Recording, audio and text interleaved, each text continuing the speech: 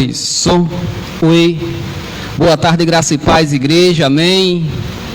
Vamos dar início ao nosso culto de hoje, esse primeiro domingo do ano de 2021, para a glória de Deus. Quero aqui fazer uma leitura bíblica bem rápida para a gente iniciar o nosso culto, que se encontra no Salmo 138.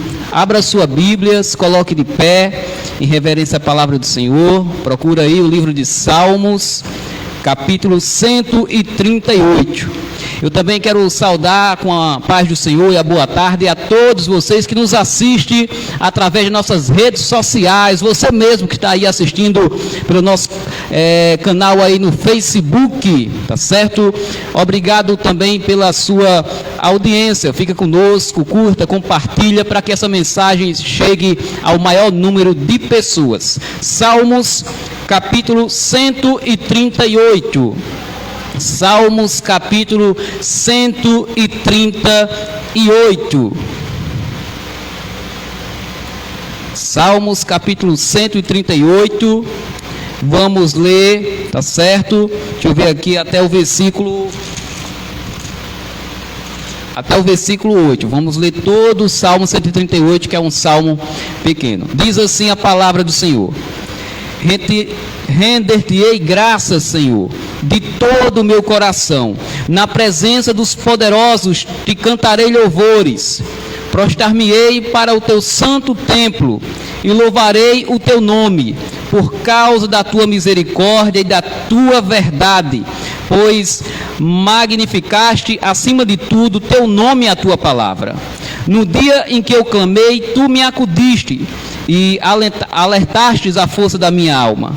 Render-te-ão graças ao Senhor todos os reis da terra, quando ouvir as palavras da tua boca. E cantarão os caminhos do Senhor, pois grande é a glória do Senhor. O Senhor é excelso, contudo atenta para os humildes. Os soberbos ele conhece de longe. Se ando em meio à tribulação, tu me refaz a vida. Estendes a mão contra a ira dos meus inimigos, e a tua destra me salva.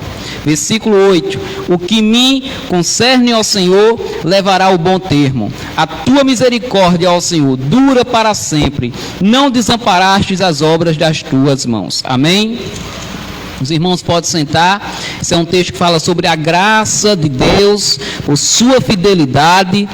Não é? Um salmo muito bonito, Salmo 138, um salmo de Davi, onde ele exulta a forma pelo qual Deus o livrou de muitas crises enfrentadas. Davi enfrentou muitas crises, e aqui nesse salmo ele vai exultar, ele vai agradecer, glorificar a Deus pela misericórdia, pela fidelidade dele, porque em meio a essas crises o Senhor estava lá juntamente com Davi, né, para ajudá-lo em meio às crises. E também assim Deus faz conosco.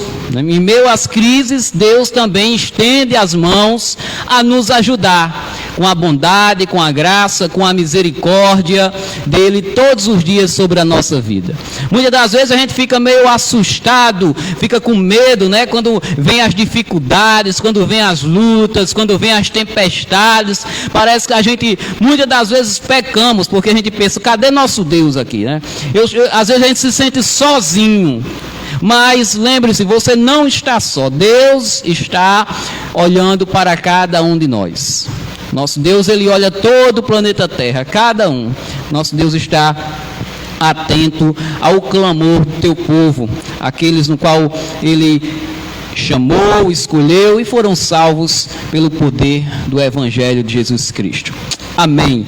Gente, vamos orar nesse exato momento, vamos fazer uma oração e logo na sequência a gente vai dando continuidade aqui ao nosso culto, nesse primeiro culto do ano. Hoje, dia 3 de fevereiro, olha só, 3 de janeiro, já quero apressar um mês, né? Calma, Will, que está começando agora. 3 de janeiro de 2021. Curva a sua cabeça, vamos orar no nome de Jesus. Pai, queremos te dar graças, ó Pai, por esse dia que já está sendo finalizado, estamos no fim da tarde, prestes a iniciar a noite. E até aqui o Senhor tem nos ajudado. Com a sua infinita graça, misericórdia, amor, bondade sem fim, o Senhor tem nos ajudado todos os dias. Grande é o nosso Deus, grande é o Deus de Abraão, Isaque e Jacó, o Deus que criou os céus e a terra, que tudo fez. Louvado e engrandecido, Senhor, seja o teu santo e maravilhoso nome. Ó Pai, nós queremos nessa noite, nesse fim de tarde, início de noite, pedimos a tua direção para esse culto, que o Senhor esteja abençoando tudo que vai acontecer aqui, esteja me usando para transmitir essa palavra de esperança, que venha revigorar as nossas vidas, ó Pai. Nós precisamos de Ti. Pai, também não podemos deixar aqui de pedir perdão pelos nossos pecados. Deus, tem misericórdia de nós, porque muitas das vezes nós erramos o alvo, porque muitas das vezes nós falhamos, porque muitas das vezes nós pecamos e sabemos que o pecado é totalmente abominável, o pecado é prejudicial à nossa vida. Então, Senhor, que haja arrependimento genuíno em nossos corações, que nesse ano de 2021 nós possamos buscar com mais intensidade o caminho da verdade, que neste novo ano que se inicia, nós possamos buscar com mais intensidade uma vida com santidade, dizendo não para o pecado e sim para a Tua vontade, ó Deus. Nos ajuda neste ano, em toda a nossa vida, no nosso trabalho, nossos estudos, em todas as áreas, que o Senhor nos dê sabedoria, que o Senhor nos dê força, paciência, amor, ó Pai, capacidade para lidar com os problemas, com os conflitos, com as aflições que hão de vir, porque elas vão vir, porque a Tua palavra diz que no mundo tereis aflições, mas também ela diz: tem de bom ânimo, porque eu venci o mundo. Então eu sei que quando vierem os momentos difíceis, quando vierem os conflitos, o Senhor estará lá para me ajudar, me dando sabedoria para poder resolvê-los. E assim eu oro, Senhor, no nome de Jesus. Amém. E graças a Deus. Amém. Hoje nós não estamos com os músicos, né? Os irmãos ainda não chegaram.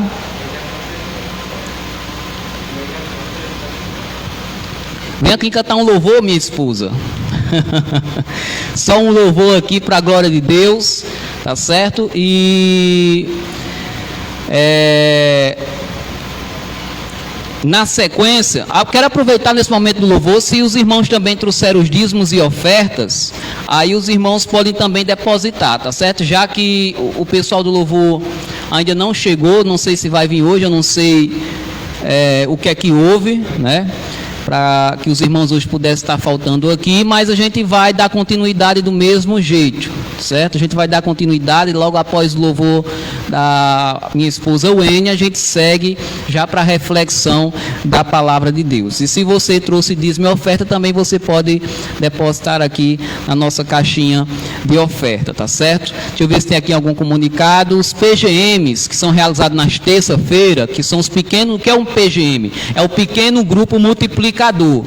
A gente toda terça se reúne em algumas casas, né? A gente dividiu toda a membresia da igreja em pequenos grupos. Esses pequenos grupos fazem o quê? Oração, leitura, é um culto no lar, né? Esses pequenos grupos, nesse mês de janeiro, vão estar suspensos, umas férias, entre aspas, né? Vai ser um momento de planejamento, a liderança ainda vai sentar, vai conversar. Então, durante o mês de janeiro, a gente não vai ter esses pequenos grupos. Eles só vão retornar no mês de fevereiro, e quando retornar a gente repassa para vocês.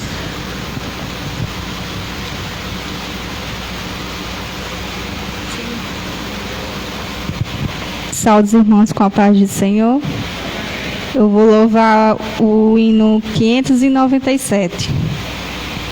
Graças dou por esta vida, pelo bem que revelou. Graças dou pelo futuro e por tudo que passou, pelas bênçãos derramadas, pela dor, pela aflição, pela graça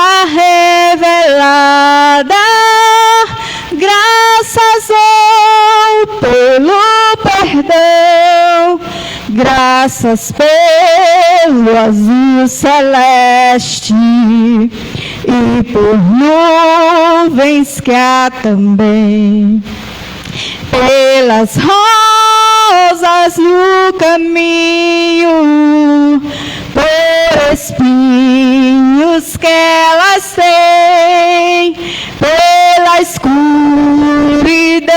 da noite, pela estrela que brilhou, pela prece respondida, pelo sonho que falhou, pela cruz e o sofrimento e por toda a provação, pelo amor que é sem medida, pela paz no coração, pela lágrima vertida, pelo alívio que é sem par, pelo dom da eterna vida, sempre graças hei de dar.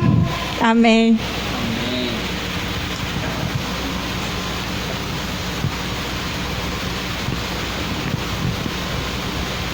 Amém.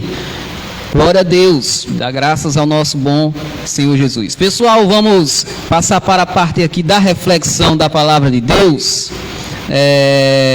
Abra sua Bíblia no livro de 1 João, capítulo 2. 1 João, capítulo 2. Já fica quase lá no fim do Novo Testamento, próximo a Apocalipse.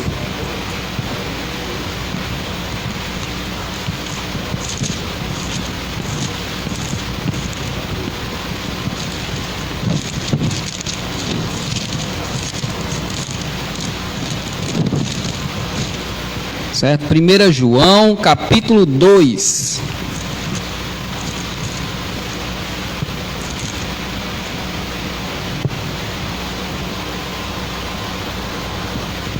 Livro de 1 João, capítulo 2. Nós vamos ler só 2 versículos, que é o versículo 1 e o versículo 2. Fica ali pertinho do fim da Bíblia. Pessoal que está com dificuldade, se alguém puder ajudar, Ernesto, vá ali ajudar a irmã, por favor, se possível. Fica ali próximo de Apocalipse. 1 João, capítulo 2. Você que está nos assistindo em casa, corre aí também, pega a sua Bíblia, tá bom? Vai lá, busca a sua Bíblia, ou acesse também. Está com o celular, não tem problema ler a Bíblia no celular. O importante é ler a palavra, né? Então vamos lá.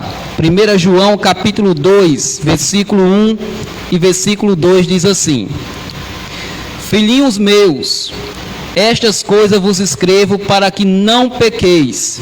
Se todavia alguém pecar, temos um advogado junto ao Pai, Jesus Cristo, o justo, e ele é a propiciação pelos nossos pecados, e não somente pelos nossos próprios, mas ainda pelos do mundo inteiro. Amém?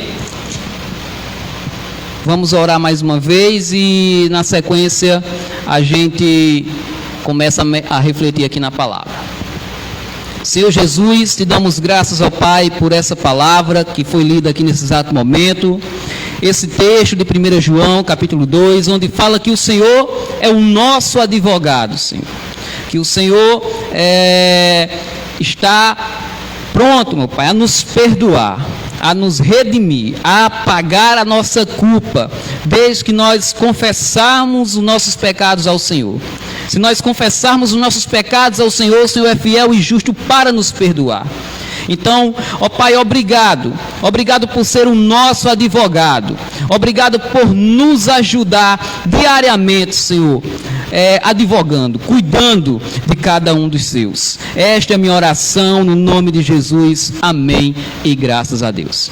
Meus amados irmãos, a convite da nossa irmã Raíla, nós vamos estar estudando a carta de 1 João, livro de 1 João.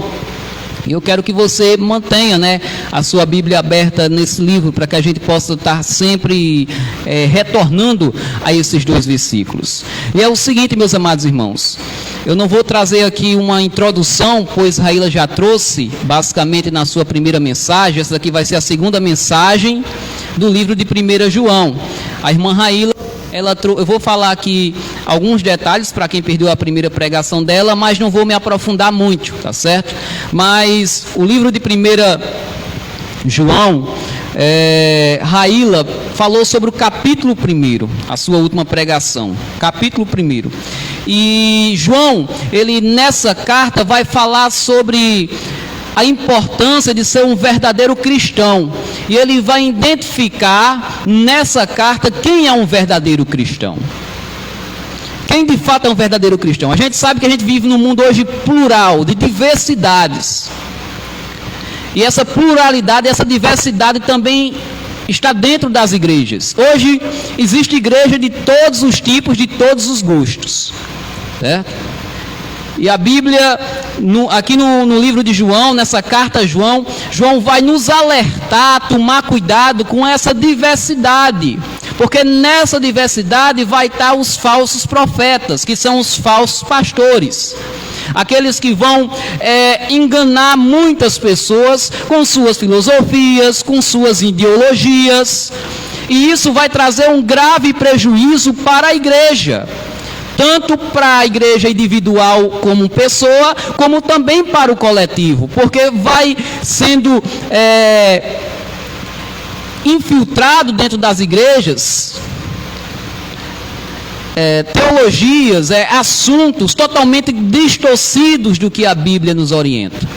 E hoje não é fácil você ligar a sua TV e ver muitos escândalos. Igreja tal, pastor tal, bispo, não sei o que lá, envolvido com isso, envolvido com aquilo, pregando muitos absurdos, né? De olho na vida financeira, interessado somente no dinheiro dos fiéis. São tantos escândalos que hoje, né, quando se diz eu sou evangélico, as pessoas mais nem respeitam, né? Aí é mais um ladrão, isso é mais um pastor bandido, isso é mais uma igreja, isso é mais uma empresa que abriu. Aí você liga a TV, você vê que infelizmente muitos desses falsos profetas estão na TV. Eles estão na mídia. Então, se está na mídia, se todo mundo está assistindo, todo mundo pensa que a igreja evangélica é tudo aquilo que eles estão vendo. Né? Coloca tudo no mesmo pacote, tudo no mesmo saco. Então, essa carta de 1 João, né, vai nos ajudar a identificar de fato quem é o verdadeiro cristão. Ele vai citar que o verdadeiro cristão, ele carrega algumas marcas. E essas marcas é o que vão diferenciar eles dos falsos profetas. E aí, naquele período, né, que foi escrito essa carta, a irmã Raíla citou que uma das coisas que existiam naquele tempo e dentro daquelas igrejas era o pensamento do gnosticismo. Os gnósticos, que eles viam a matéria como algo ruim, como algo mau. O corpo, a matéria era mal. O corpo é ruim. Certo? E se o corpo é ruim, se o corpo é mau, eles não acreditavam que Jesus Cristo nasceu e viveu de carne e osso, porque eles, poxa, como é que pode um Deus, uma divindade, nascer num corpo, se o corpo é mau? Então eles viam Jesus como um fantasma, como um espírito. Eles não acreditam que Jesus viveu de carne e osso, porque para eles o corpo é mau. O corpo é mau. Então eles diziam, Jesus parece com o corpo, mas ele não é um corpo, ele é um espírito. É um fantasma. E essa ideia começou a crescer em muitas igrejas na Ásia Menor, naquele continente, naquele período. Né? Muitos já estavam questionando se realmente Jesus nasceu. Será que realmente Jesus foi de carne e osso? Poxa, se Jesus não nasceu, se Jesus não existe, se Jesus não morreu na cruz, em carne e osso, o evangelho não significa mais nada. A gente está aqui perdendo tempo. E Paulo também já nos alertava sobre isso. Ele combatia também essas ideias. Então a primeira carta de João, ela também é marcada por uma série de contrastes. Que contrastes são esses, né? Você vai ver muito, se você for ler toda a carta de 1 João, você vai ver ele fazendo um dualismo, né? Luz e trevas, vida e morte, santo e pecado, amor e ódio, Cristo e anticristo. Ele vai estar sempre trazendo esse dualismo, mostrando a diferença, mostrando essas diferenças. Então, mas qual é a importância dessa carta para os dias de hoje? Você falou aí do gnosticismo, dos pensamentos deles e tal. E qual é a importância da gente estudar essa carta para a igreja de hoje, século 21, ano de 2021, saindo aí diretamente do forno? Meus amados, eu quero dizer para vocês que os tempos mudaram, mas o homem é o mesmo. As heresias que atacam a igreja do passado, que atacaram a igreja do passado, elas apenas mudaram de vestimenta, certo? Elas apenas se adaptaram a outras realidades, mas essas heresias continuam a atacar a igreja. Continua. Então os mesmos erros daquela época continuam sendo manifestados hoje, apenas usando uma outra embalagem. Os ataques à igreja naquele período continuam sendo vistos hoje, porém com uma nova embalagem, com uma nova vestimenta. O evangelho da graça está sendo substituído pelo misticismo do semipagão. Tá certo? O evangelho da graça hoje está sendo substituído pelo misticismo. E isso aqui tem muito a ver também com o gnosticismo e com outras filosofias. O que é o misticismo? O misticismo é você dar uma ideia, tá certo? Num culto, por exemplo, aqui, hoje a gente vai distribuir a toalha branca. Essa toalha branca vai curar você, vai operar milagre, vai fazer isso, vai fazer aquilo. Hoje a gente vê uma teologia voltada para o homocentrismo, o homem como centro de tudo. Você é o cara, você é o melhor, você vai conseguir. Você não pode ser derrotado, você não pode passar por aflição, porque se você estiver passando por aflição, você está em pecado. Você é o super-homem, quando na verdade a Bíblia diz que nós somos pecadores fracos. Paulo mesmo diz: miserável homem que sou. Então essa ideia de que o homem tem que estar no centro, e estão tirando Deus do centro. Chegamos aqui virada de ano. O que acontece? Tem muitas igrejas que faz o seu miticismo, a sua, digamos assim, quando não tem gente que quando vira um ano não tem que dar 7 pulinhos na onda, né? Que é para o ano entrar bem. Se eu pular a onda 7 vezes, esse ano vai ser bom, eu vou tirar toda a macumba, tudo que tiver de olho grande, tudo que tiver de ruim, eu vou tirar da minha vida. E aí tem igreja que não faz o pulo das 7 ondas, mas faz: olha, irmãos, nós vamos fazer um culto especial 12 sexta-feiras. Essas 12 sexta-feiras, os irmãos têm que vir, que representam os 12 meses do ano. Cada sexta será um mês, e a gente vai estar aqui orando para que esse ano seja o ano da vitória, o ano da bênção. Aleluia, agora. E todo mundo vem, porque não pode perder as 12, você vai dar os 12 pulinhos sendo na sexta-feira. Porque senão seu ano não vai prestar. Se você faltar uma sexta, seu ano acabou. Que evangelho é esse? Que Deus é esse? Que teologia é essa? Que ideia é essa? Então as igrejas estão cheias de misticismo. Estão cheias de coisas que não tem nada a ver com o evangelho. São arranjos que estão trazendo aí de outras religiões, de seitas, e estão querendo colocar dentro das igrejas. E nós precisamos ficar atentos, porque João aqui já alertava: cuidado com os falsos profetas. Cuidado com as filosofias, cuidado com essas ideias, elas vão trazer prejuízo para a sua vida espiritual. Então, a igreja evangélica brasileira, ela é um canteiro fértil, onde tem florescido muitas novidades estranhas à palavra de Deus. Todo mundo gosta de novidade, eu gosto, você gosta, mas essas novidades, quando se trata do evangelho de Jesus, você precisa tomar bastante cuidado. Então nós precisamos ter cautela, precisamos nos firmar na verdade que é a palavra de Deus. Nós precisamos ter cautela. Então tome cuidado com essas novidades que surgem no meio das igrejas, com coisas inventadas pelos homens, cheio de coisas, de correntezinhas, de utensílios mundanos, de utensílios de seitas, que não cabe dentro do verdadeiro evangelho. Infelizmente hoje, meus amados irmãos, a fidelidade ela foi substituída pelo lucro. O sucesso tomou o lugar da santidade. A igreja se tornou um clube onde as multidões se aglomeram para buscar o que gostam e não o que precisam receber. Tem gente que pensa que a igreja é um cardápio, onde você vem e vai escolher a sua comida predileta. Não, o pregador tem que ser esse, porque se o Will for pregar, eu não vou. Deixa eu olhar aqui no cardápio do mês de janeiro. Tal dia o cardápio vai ser esse. Não, não vou, é o Will que está pregando. Ô meu irmão, você está vindo aqui para adorar a Deus? Você está vindo aqui por causa de homens? Então, tem que tomar cuidado com essas coisas. Então, infelizmente, a igreja está virando um clube, às vezes. Aqui, às vezes, a pessoa vem para cá, é um clube, eu faço amizade e tal, depois eu saio com meus irmãos. Não perca o seu foco de estar aqui. Você está aqui para você adorar a Deus em coletividade com seus irmãos. A gente está aqui para adorar a Deus em coletividade com os irmãos. Certo? Então, meus amados irmãos, a mensagem da cruz hoje está sendo substituída pela pregação da prosperidade. Eu falei aqui das 12 sexta-feiras da vitória.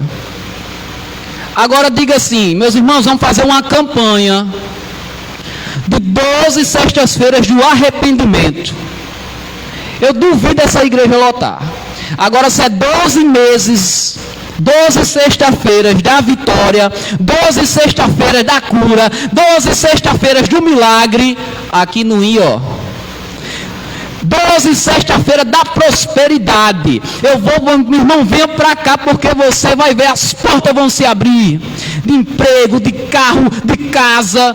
Venha participar das 12 sexta-feiras do milagre. Agora, anuncie 12 sexta-feira do arrependimento. Ninguém quer vir. 12 sexta-feira de estudo bíblico. Veja os nossos cultos de orações. Veja as escolas bíblicas, estão vazias. Praticamente vazias. As pessoas não querem vir, mas quando tem uma novidade, que muitas das vezes não é nada bíblica, aí a igreja enche. As ruas enchem. Infelizmente, essa é uma realidade e a gente precisa combater. A gente não pode pactuar com tais atitudes. Então, meus amados irmãos, a mensagem do arrependimento, ela também está sendo trocada pela mensagem de autoajuda. Eu não estou aqui para desmerecer o trabalho de um psicólogo. Ao contrário, é um trabalho importantíssimo, mas tem pastor que está trocando as coisas. Ele está sendo um psicólogo. Ele não está pregando o evangelho. Né? Hoje nós temos o pastor coach, sei lá como é que se chama. Coach. Esse brasileiro com os negócios dessas palavras em inglês. Fica complicado. É como diz um escritor aí, eu não troco meu oxente pelo ok de ninguém. Então, meus amados irmãos, tem pastor que ele vem dar aqui uma palestra motivacional. Eu sou contra a palestra motivacional? Não. Desde que seja para você motivar o seu trabalho, o seu time, a sua empresa, enfim. Mas igreja, irmão, é a pregação do evangelho. E tem muito pastor, tá certo, que está trocando a mensagem do arrependimento pela mensagem de autoajuda. Então veja quantas coisas estão acontecendo dentro das nossas igrejas. Muitas igrejas passando por essa situação. Então isso aqui é um contexto mais ou menos do livro de João. Ele vai combater os falsos profetas. Então, Raíla, ela trouxe o capítulo 1, informações importantes sobre isso. Você pode rever a mensagem no nosso Facebook ou no nosso canal do YouTube. Hoje, eu vou apenas focar em 2 versículos. Esses 2 versículos aqui ainda não vai adentrar profundamente a identificar quem é um verdadeiro cristão. Essa mensagem eu vou pregar na próxima quinta-feira. Hoje a gente só vai ver 2 versículos. Eu quero focar aqui nessa questão de Jesus, o nosso advogado. E o tema da mensagem de hoje é o extraordinário advogado. Nós vamos focar como Jesus sendo advogado. E vamos entender melhor isso. Aí na próxima escola bíblica, que é quinta-feira que vem, eu vou já adentrar mais profundamente. E nós vamos ver o que João vai dizer. As marcas de um verdadeiro cristão. Então, os irmãos, não percam a escola bíblica quinta-feira, porque eu vou detalhar, tá certo? Essa questão de quem é um verdadeiro cristão, à luz da palavra de Deus. Podemos identificar? Podemos sim. Você vai aprender juntamente conosco, quinta-feira, na escola bíblica. Você que está nos assistindo em casa, você também pode assistir, vai ser transmitido online, quinta-feira, a partir das 7 horas da noite. Mas vamos agora aqui para o que nos interessa. Não que essa outra parte não nos interesse, mas aqui, o tema central da mensagem de hoje, o extraordinário advogado. O versículo 1, vamos ler novamente aqui. Diz assim, 1 João capítulo 2, versículo 1. Filhinhos meus, estas coisas vos escrevo para que não pequeis. Se toda vida alguém pecar, temos um advogado junto ao Pai, Jesus Cristo, o justo. O primeiro aparteado do versículo diz, filhinhos meus, estas coisas vos escrevo para que não pequeis. Que coisas são essas que ele escreveu? Foi o que Raíla já falou do capítulo 1. Ele está falando sobre isso. Olha, eu escrevo essas coisas. Tanto as coisas que estão no capítulo 1, como essas que estão no capítulo 2, e 3, e 4, de todo esse livro. Ele está escrevendo esse livro para quê? Para que vocês não pequem. Então ele está escrevendo aqui, olha filhinhos, eu estou escrevendo isso para que vocês não pequem, mas se alguém pecar, nós temos um intercessor junto ao Pai, é o nosso advogado, que é Jesus Cristo, o justo. Meus amados irmãos, e nessa questão de ser o advogado, Jesus ser o nosso advogado, eu quero destacar aqui alguns pontos. O primeiro ponto é que Jesus é o advogado extraordinário quanto à sua atitude. Não existe um advogado como Jesus. Não existe. João se dirige aos crentes como seus filhos na fé, por isso ele diz filhinhos, né? No início do versículo ele diz filhinhos, eu escrevo para vocês. Então, João ele se dirige aos seus filhos na fé. Ele tem amor, ele tem autoridade para ensinar essa igreja. Ele tem amor e autoridade para ensinar esse povo, é tanto que ele chama de filhinhos. Então, ele não apenas chama carinhosamente de filhinhos, mas ele diz meus filhinhos. Isso eu acho bonito, esses detalhes da Bíblia. Meus filhinhos, certo? Então, é uma forma de João e demonstrar afeto. Ele está escrevendo isso com carinho, com amor para os seus filhos na fé. Porque exatamente ele quer alertar os seus filhos sobre os perigos dos falsos profetas. Então, a palavra advogado, no termo grego, no original, significa paracletos. O que significa paracletos? Quando João usa aqui a palavra aplicada nesse texto, que fala sobre advogado, ele está querendo dizer que Jesus ele sai em nossa defesa. Paracletos quer dizer nossa defesa. Ele é o advogado que vai nos defender.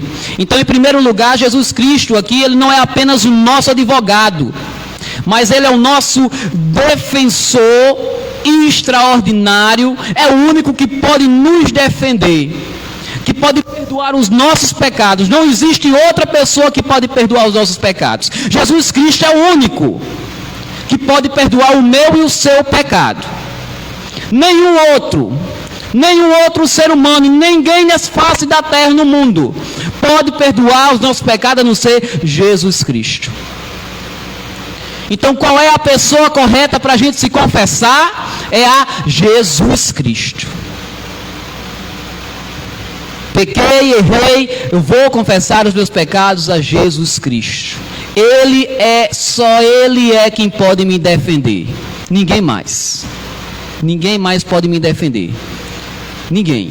A gente tem que estar ciente disso. Então, o interessante é que eu falei aqui que Jesus, ele é extraordinário, é o advogado extraordinário com relação à sua atitude. Por quê? Hoje nós vemos uma separação entre a vida moral e o desempenho profissional. Muitos advogados são gigantes na tribuna, mas são nanicos na sua conduta.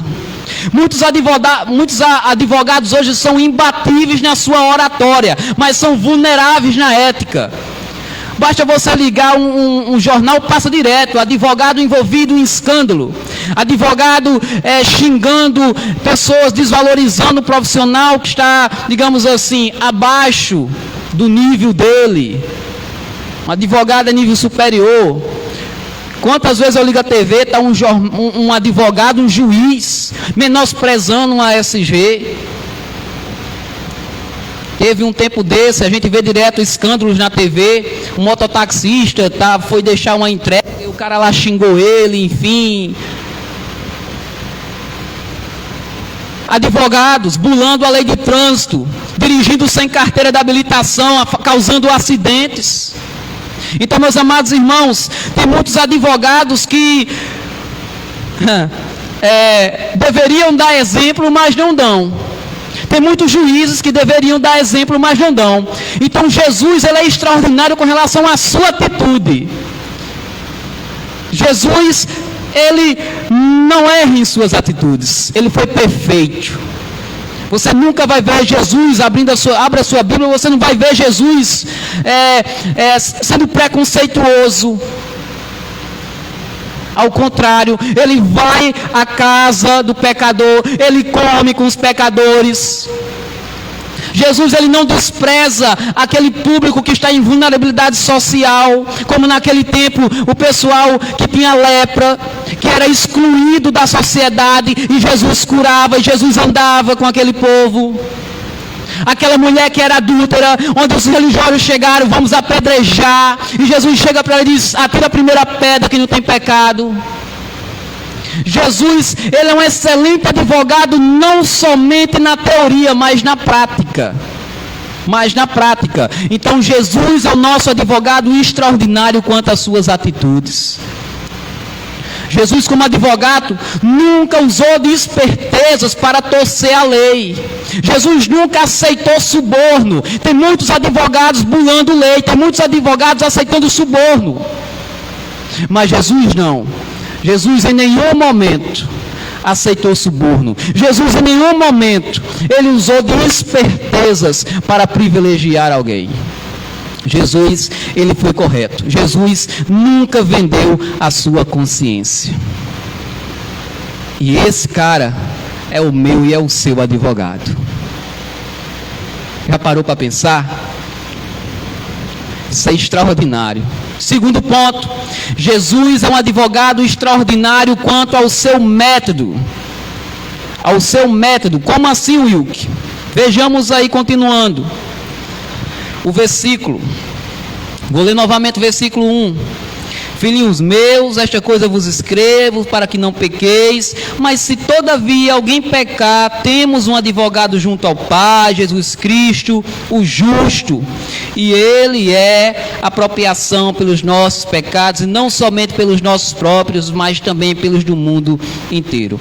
Meus amados irmãos, Jesus Cristo, o nosso advogado, ele tem um método extraordinário. Ele não veio apenas buscar os justos, mas Jesus veio buscar os pecadores. O método de Jesus é buscar os pecadores. Ele não veio para os sãos, mas ele veio para os enfermos. Ele não veio salvar os que se julgam bons, mas ele veio salvar os perdidos. Está lá em Lucas capítulo 19, versículo 10. Esse é o método de Jesus, e graças a esse método de Jesus, eu e você podemos ser salvos e ter os nossos pecados perdoados, porque eu sou ruim, porque eu sou mau. Eu já nasci em pecado, todos pecaram e destituídos estão da glória de Deus, diz a palavra do Senhor. Então Jesus, ele veio para salvar os que estão doentes, que estão em pecados, não aqueles que se julgam ser bons. Até porque a salvação é pela graça, não é por mérito, não é porque eu sou bom que eu vou ser salvo. A Bíblia diz que a salvação é pela graça, é um favor imerecido, é um presente que eu vou ganhar que eu não mereço. Isso é a graça de Deus. Então Jesus, ele é extraordinário enquanto ao seu método. O método de Jesus é salvar aquele que está perdido. Talvez você que está nos assistindo nessa noite esteja aí na sua casa. Will, que eu sou um pecador. Sim, eu também sou. Will, que eu faço coisas erradas. Eu me sinto tão ruim, tão culpado. Jesus morreu por você. E Ele quer te perdoar. E assim Jesus quer me perdoar e quer perdoar a todos nós. No nome de Jesus. Então, Jesus, ele não veio para dizer que o homem é bom. O pensador francês, Jean-Jacques Rousseau, já diz que o homem é bom, mas a sociedade o corrompe. Aulas de filosofia, eu me lembro do meu curso. Jean-Jacques Rousseau. O homem é bom, mas a sociedade o corrompe. Mas o que a Bíblia diz é que todos pecaram e destituídos estão da glória de Deus. Quer dizer que, sabe na verdade como é que eu faria essa frase biblicamente, né? O homem é mau. O homem é mau. E o pecado corrompe. E a maldade do homem já tem tudo a ver, está ligado com o pecado. Certo? Então a Bíblia diz que todos pecaram e estão destituídos da glória de Deus. As Escrituras nos afirmam que não há um justo sequer na terra. Romanos 3:10. Tem que ler a Bíblia, tem que entender isso. Aqui já faz a diferença daqueles pregadores que ficam dizendo que você é bom, que você é o cara. Meu irmão, cuidado, não vá ser achado em mais não, porque a gente não é bom não. Ah, se não for a graça e a misericórdia de Deus sobre a minha vida. O pecado está aqui, a gente é ruim, a gente está querendo sempre aflorar. Até nós que entregamos a nossa vida a Cristo, a gente está em conflito todos os dias com a nossa carne. A Bíblia diz que há uma luta entre o Espírito e a carne, porque a gente quer fazer o que é errado e o Espírito Santo não, e a gente fica brigando. Senhor, me ajuda a não odiar o meu irmão. Me ajuda a não fazer a vantagem por cima dos outros. Me ajuda a não fazer algo errado. Meu irmão, todos os dias o mal fica nos tentando a fazer o erro, a pecar. E a gente não. E é a ajuda de Deus que nos socorre. O homem é mau. Mas temos um advogado fiel que perdoa os nossos pecados. Então é bom enfatizar que Jesus veio para morrer pelos pecadores e não por aqueles que aplaudem as suas próprias virtudes. Aquele que diz que não tem pecado engana-se a si mesmo e ainda também faz de Deus mentiroso. Capítulo 1, Raíla, se eu não me engano, fala sobre isso. Tem uns que dizem, não tem um pecado. Engana-se a si mesmo e ainda faz Deus mentiroso. Porque aqui também está falando. Capítulo 1 também fala isso. Meu irmão, todos pecam. Aquele que diz que não comete pecado, ele está pecando. Não existe isso. Então Jesus não veio para dizer que temos méritos diante de Deus para que a gente seja absolvido. A defesa que Jesus apresenta em nosso favor, a destra de Deus, não é fazendo uma apologia aos nossos méritos pessoais, mas e também nem a virtude e a eficácia que a gente tem de ser bom, de ser isso, aquilo, pelas coisas, as boas obras que a gente faz, mas é o sacrifício de Cristo lá na cruz que faz com que eu e você sejam salvos. Nós somos salvos pela fé e não pelas obras. Efésios 2, versículo 8 e 9. Jesus não veio para dizer que nós somos inocentes, longe de defender nossa inocência. Jesus reafirma a nossa culpa. Jesus é nosso advogado, mas ele não veio dizer que a gente é inocente. Ao contrário, ele veio para afirmar que a gente é culpado e que a gente precisa se arrepender para ser salvo. Jesus não cobra honorários, ele defende a nossa causa de graça. Um advogado qualquer você paga para ser defendido. Mas Jesus Cristo, não. Jesus Cristo é diferente. No mundo, quanto mais famoso é um advogado, mais caro é o serviço. Coloca uma causa sua nas mãos de um advogado de Bolsonaro para ver quanto é que ele cobra. Jesus é o advogado divino e ele não cobra nada. Aliás, ele já pagou tudo. Jesus já pagou tudo. Então a gente não precisa ter medo de chegar e confessar diante de Deus as nossas falhas e os nossos pecados. A salvação é de graça. Sim, é de graça, mas ela não foi barata. Ela custou sangue, ela custou um preço muito caro, ela custou o sangue do Filho de Deus, de Jesus Cristo. Meus amados irmãos, Jesus também jamais está ocupado, mas está sempre pronto a nos atender. Quanto mais importante é um advogado dessa terra, né? Quanto mais ele é importante, quanto mais ele é famoso, mais cheia é a sua agenda. Não é verdade? Quanto melhor advogado, com certeza ele vai ter mais cliente e mais causas. Jesus é um advogado extraordinário porque ele está sempre disponível. Ele não está ocupado em suas viagens e audiências. Nós temos livre acesso àquele que é Jesus Cristo, a qualquer hora e qualquer lugar. A sua assistência é direta e constante. Podemos falar com ele em casa, no trabalho, na escola, no hospital. A linha de Deus nunca está ocupada. Ele está à direita do Pai e intercede por nós. Romanos 8:34. Por isso que Jesus é um advogado extraordinário. Ele nunca está com a sua agenda lotada para nos atender. Ele nos atende qualquer hora, em qualquer lugar. Está angustiado? Ora. Está aflito? Ora. Pecou? Confessa, se arrepende? Ora. Está com medo? Ora. Wilker, eu não sei como é que vai ser esse ano 2021. 2020 foi uma tragédia. O que é que vai ser 2021? Certo? Muita coisa está incerta, mas seu coração está com medo. Os desafios estão fazendo você tremer na base. Ora, que Deus ele vai acalmar teu coração. Deus vai te dar sabedoria para administrar os problemas, aflições, os conflitos. Ele está 24 horas disponível para você. Todos os dias. Esse é o seu advogado.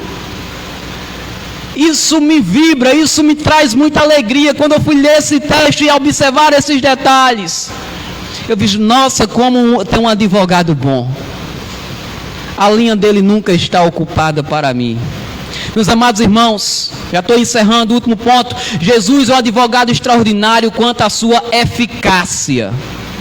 Nós vimos aqui que Jesus, ele é um advogado extraordinário quanto à sua atitude.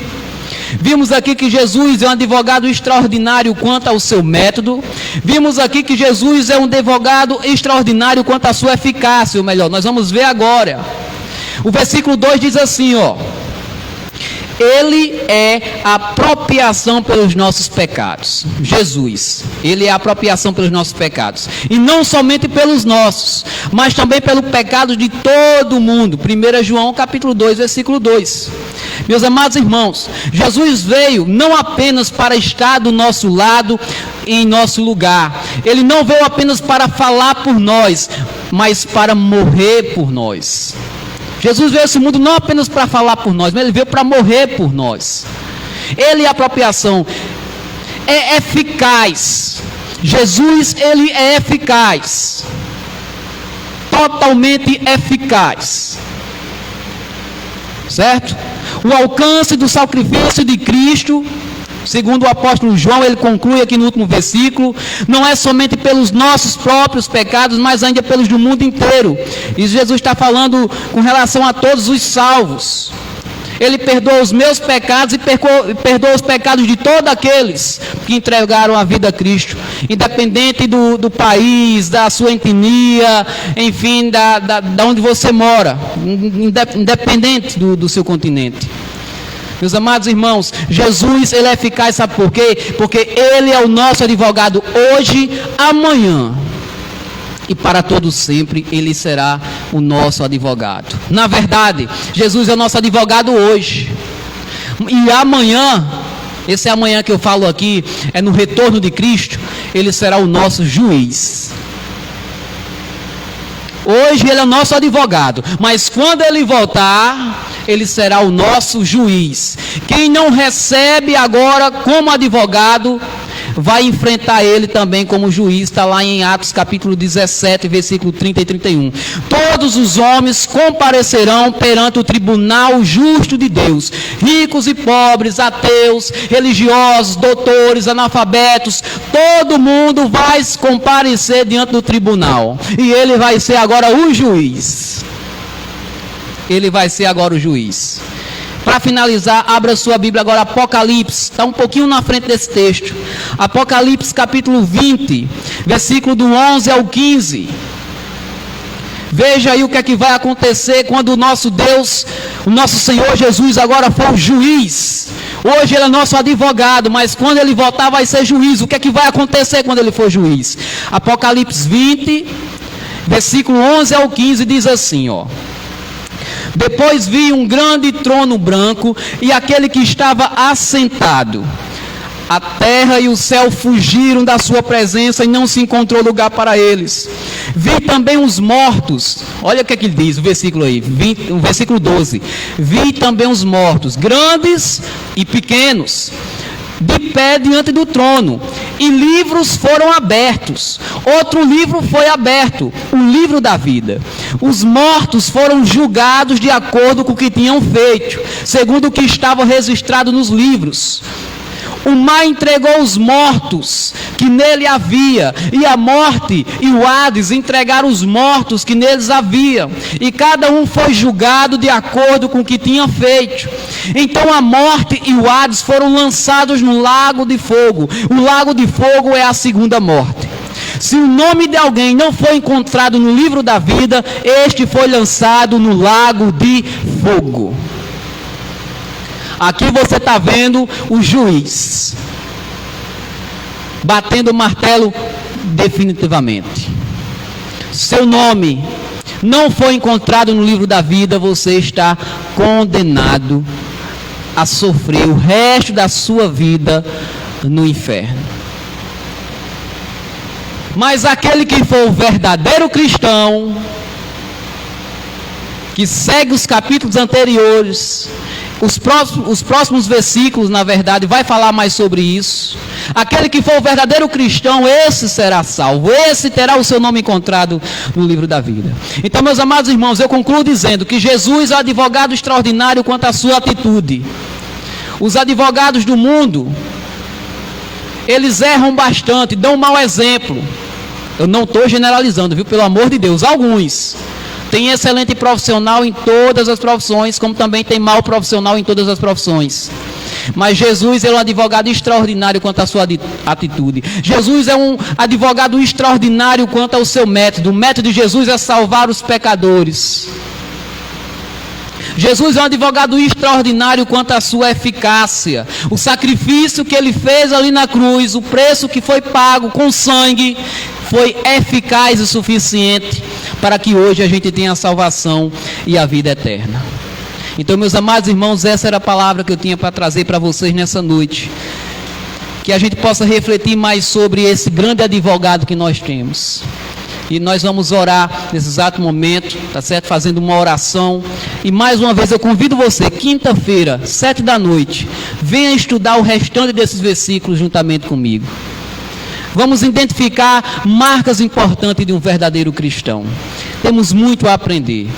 E assim a gente vai estar estudando todo o livro. Eu, juntamente com a irmã Raíla, vai estar sempre trazendo um estudo dentro desse livro, que com certeza muito vai nos ajudar, muito vai contribuir para que a gente cresça em santidade, em fé, em intimidade para com o nosso Deus. Ficamos de pé, vamos orar e encerrar o culto dessa noite. Senhor Jesus, obrigado, ó Pai, por essa palavra tão abençoada, Senhor, onde nós lemos aqui que o Senhor é o nosso advogado. Tu és o nosso advogado, Tu és o advogado extraordinário. O Senhor está sempre com a agenda aberta para nos atender. A sua linha nunca está ocupada. O Senhor está sempre disponível para nos ajudar. Ó Pai, nesse momento eu quero orar e peço que os irmãos também estejam orando, confessando os seus pecados a Deus. Que você possa falar aí agora, do seu lugar, nem que seja a sua mente, mas coloque diante de Deus os seus pecados. Coloque diante de Deus os erros, talvez uma palavra mal colocada, uma atitude mal colocada, um sentimento que só você conhece, que está dentro de você, que é um sentimento que não faz bem para você e nem para as pessoas. Ó Deus, perdoa os nossos pecados, tenha misericórdia dos nossos erros, Senhor. Tu és o nosso advogado, eu confesso diante do Senhor os meus erros, as minhas falhas e peço, me ajuda, Jesus. Vem me socorrer, me ajuda a ser um ser humano melhor, me ajuda a amar o próximo, me ajuda, Senhor, a ter uma atitude correta, juntamente com o próximo. Me ajuda, Senhor, a não pecar e a fazer sempre a tua vontade, Senhor. Tenha misericórdia de nós, perdoa os nossos pecados. O Senhor é extraordinário, o Senhor libera perdão, não porque nós somos merecedores, mas é porque a tua graça, Senhor, é grande. Tu tens a graça para nos oferecer e nós agradecemos por ela. Ó Pai, nós também podemos orar diante do Senhor em meio das aflições. Quantos estão ansiosos, Senhor, com relação aos desafios do ano de 2021, que está apenas começando. Hoje é o primeiro culto do ano. Tem muito água para rolar durante esse ano. Muitas coisas para acontecer, decisões importantes a serem tomadas. Muitas pessoas, ó Pai, assumindo um novo trabalho. Ó Pai, muitas pessoas dando continuidade a seus estudos. Ó Pai, são tantas alternativas, tantas coisas, meu Pai, que vão acontecer durante esse ano e nós pedimos a Tua ajuda. Nos guarda, Senhor, e nos livra de todo o mal. Nos dá sabedoria no trabalho, nos estudos. Eu como esposo, a mulher como esposa, como mãe, o homem como pai, os jovens como filhos, ó Deus. Nos dá sabedoria e nos dá a proteção de todo o mal, para que a gente possa, Senhor, fazer desse ano um ano abençoado. Nos ajuda, Senhor, nos nossos desafios. Cuida de nós, Senhor. Cuide de todos nós. Nos ajuda, Senhor. Nós precisamos de Ti. Sem Ti nós não somos ninguém. Sem Ti nós não somos nada. O inimigo se levanta, pessoas se levantam, mas o Senhor é o nosso advogado. O Senhor está do nosso lado, Senhor. A Tua palavra diz, ó Pai, eleva meus olhos para os montes, e de onde me virá o socorro? O socorro vem do Senhor que fez os céus e a terra. Quando as dificuldades vierem, olhe para cima, olhe para Jesus, e assim nós seremos, ó Pai, com certeza vitoriosos, porque a orientação de Deus, ela não falha. Obrigado, Senhor. Abençoa este ano, abençoa este mês e todo o ano. Esteja conosco, Senhor, nos ajudando diariamente. Esta é a minha oração. Nos leva para casa agora em segurança, nos dá uma ótima semana, Senhor, que tudo dê certo, que tudo aconteça de acordo com a Tua vontade. Essa é a minha oração no nome de Jesus, amém e graças a Deus. Meus amados irmãos, Deus abençoe a todos, uma ótima semana e até quinta-feira, se assim Deus nos permitir. Amém.